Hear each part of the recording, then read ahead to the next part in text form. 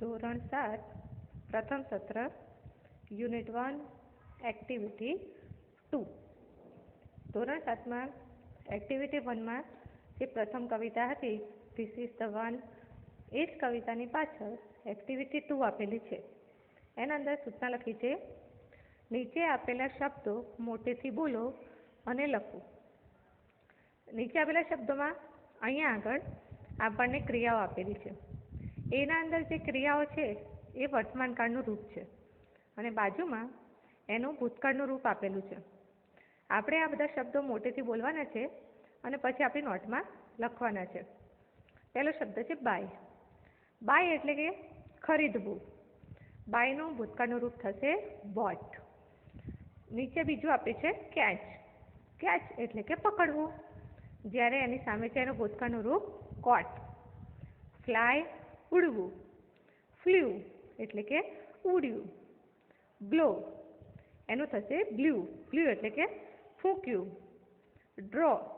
ડ્રોનો થશે ભૂતકાળનું રૂપ ડ્ર્યુ. ડ્રો એટલે કે દોરવું અને ડ્ર્યુ એટલે કે દોર્યું. પછી આપ્યું છે નો. નો એટલે કે જાણવું અને ન્યૂ એટલે કે જાણ્યું. એના નીચે આપ્યું છે સિંગ. સિંગ એટલે ગાવું, જ્યારે બાજુમાં છે સેંગ. સેંગ એટલે કે ગાયું. પછી આપ્યું છે ક્રિયા છે રીડ.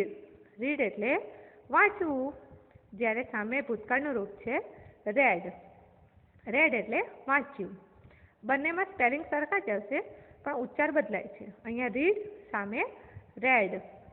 હવે આ શબ્દ આપણે ફરી એકવાર વાંચી લઈએ. Buy bought. Catch caught. Fly flew. Blow blew. Draw drew. Know knew. Sing sang. Read red.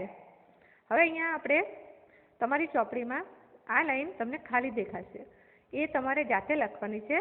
જેને જવાબ હમણાં મેં લખ્યા છે એ પછી તમારે તમારી નોટબુકમાં લખવાનું રહેશે.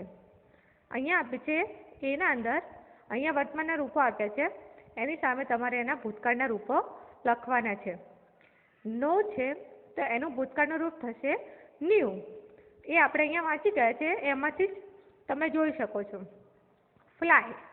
ફ્લાયનું ભૂતકાળનું રૂપ થશે flew. Sing sang. Buy bought. Read read. Catch કોટ.